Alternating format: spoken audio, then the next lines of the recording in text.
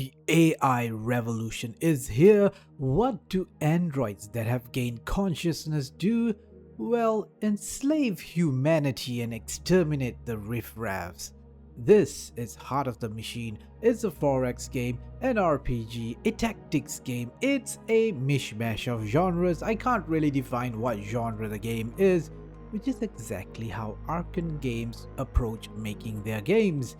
They make rather interesting games that are hard to define or compartmentalize into any single genre.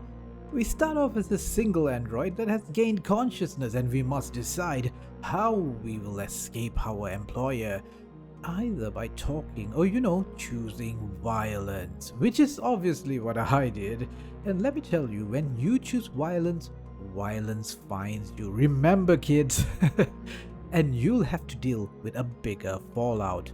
Now, in Heart of the Machine, the beginning bits, the prologue, chapter 1 and 2 are essentially tutorials, so you will be limited in terms of what you'll do as the game slowly unravels its complex tentacles to suck you into its rather depressing world of megacorps and private military factions and even gangs that run this place. Yes, at the start, I'll just need to get away from the enforcers on my tails, because even though we are awesome AI androids that will rule the world, we are rather weak and fragile compared to the powerful factions in the city, at least in the beginning. Over the next chapters, you'll learn about the different factions, and you'll also come across human factions that want to help you even. Let me tell you, these goddamn scientists will be the downfall of humanity. I'll need to clear out the homeless to build my structures, so the only way forward is to burn those tents. But what's this? I'll have to build apartments to house them? And then I need to eventually feed them. So yeah, despite the fact that I chose violence, the game has its own plan to steer me back to doing these good things. But for my survival, of course, I guess it makes sense since we are pretty weak and humans are numerous and scary with their giant robots and cruisers in this world. Not to worry, my nefarious friends, for this is just a guise. Keeping a low profile now and blending in would be the best course of action to then unleash my master plan to dominate this world. Mental capacity is like an action point that controls everything you do, and individual androids have action points that limit what each of these androids can do, so you won't be able to do a lot of things with all of your androids. At first I thought this was an unnecessary complexity to have a two different point system, but I got used to it after a while. I mean, it makes sense, I guess. You can only do so much in a single turn, so you will have to weigh your priorities at each turn. Okay, big battle ahead. I'll need to investigate this spot and not get killed. The key here is to equip my androids with proper weapons and get them onto strategic locations around the battlefield. Battles are very planned affairs. You don't want to go waltzing in and hoping for the best. Information about the enemy and preparation is key to doing well in battle.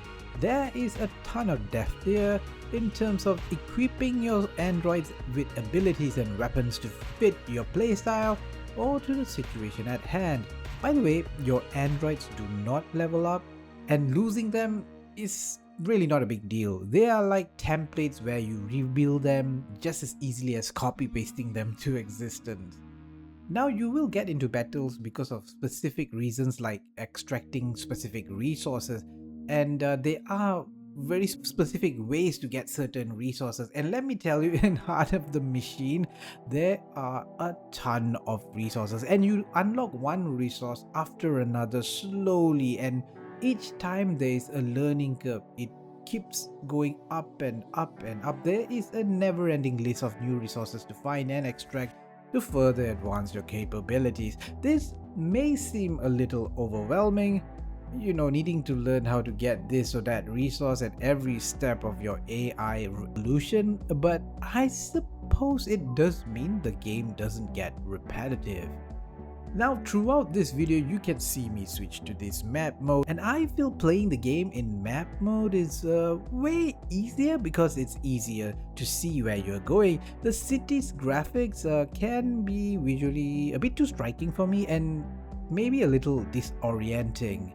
It's hard to see where your androids are and where the enemies are. Maybe the developer can help to improve the visibility of important icons, your units and enemy units in the city view itself. And even more overwhelming is the countless lenses you get. Basically, there is a lot of stuff you can do in the city. The game calls them different things: street sense, contemplations, scavenging opportunities, investigations.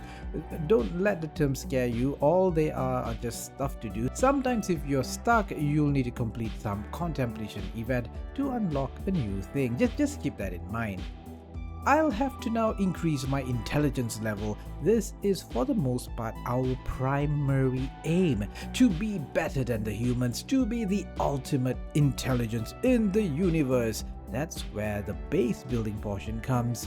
And it's again, like the rest of the game, a pretty complex beast with a ton of jargons and terms that you will be unfamiliar with. But the tutorial will bring you along with it, so pay attention to it, or you might get frustrated when you miss a small detail and you get stuck in the game. Yeah, speaking from experience here. Think of base building like a computer network or the circuitry on a processor. Everything is interconnected. You increase your network range and build more over time. With enough processing power, you level up your intelligence. Now, there is a better way to build a better brain apparently, and I can build a neural network using biological matter. Yes, ladies and gentlemen, human brains. I can finally harvest them and technically enslave humans for my own self-interest. Oh, and I need to get this stack and drone that harvests brains, and the humans apparently won't like it, but why does that ever matter? And as I develop a virtual world for the humans, I am basically recreating the Matrix movie lore here. I mean, that's incredible. The story gets even more interesting as we progress beyond the tutorials. Something sinister is afoot, and I can't wait to see where this goes. But ladies and gentlemen, this is where this playthrough, at least for this video, ends. You know, I'd rather let you discover the rest of the game than to spoil it all for you, because let me tell you, there's a lot of interesting things the game throws at you. I'll just leave it at that. I believe I spent about 20 hours in the tutorial. There's a lot of stuff here to learn even after the tutorial, which is very lengthy. I can see how many people would drop off from the game as it takes its time to develop. This is a slow burn game, and you start to see the true vision of this game later on. It's not quite like an ultimate futuristic AI sandboxy game where you can just do anything you want, because there is specific narrative route the developer will force you down based on some of the choice you make in the game. While I think in other games and scenario that's like a total let-off, but in Heart of the Machine we have such an intriguing premise, a narrative that honestly I'm really interested in learning more about. It promises to unravel into something so massive. It's the stuff of like a big futuristic Hollywood movie, maybe even better. There was certainly some rough edges in the UI, and I think pacing is a major problem. But this is an early access game, ladies and gentlemen, and things are still being worked on. More events are being added into the city so that, you know, there's a lot more things to do. Heart of the Machine really takes its time to really engage with you and show where the fun is. You'll need to slowly trudge along the tutorialization of the beginning chapters just to get to it.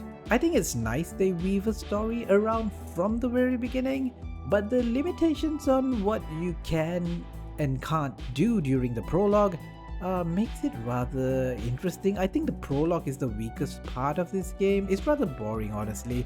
But if you can stick around past that, I think you'll see a game that has great promise to be an amazing experience. I'm not sure how replayable the game will be once you've seen the story for what it is, but I think there will be some branching parts, and also it's a good long game to play and explore and discover every little story bits and mechanics.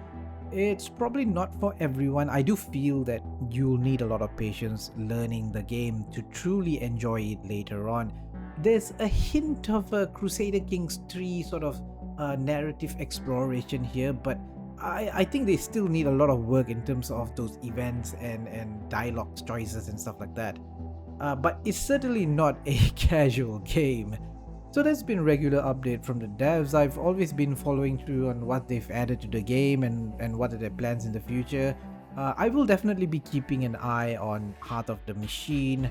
Maybe I'll check it out again when it's released in 1.0. Anyway, if you played Heart of the Machine, what did you think of it? Tell me in the comments. What do you hate about it? What do you love about it? I'm really eager to know about your thoughts. If you like this video, go give it a like, and if you want to watch all my future glorious, hopefully, strategy game videos, do consider subscribing. I highly appreciate it. Thank you. Speaking of Forex turn-based strategy game, I recently did a video about my favorite Civ game, the GOAT of the series, Civilization 4. Yes, I am playing Civ 7. I'm taking my time with it. So I won't have a video about that one anytime soon, but for now you can check out this video. Thanks for watching and farewell, noble friends.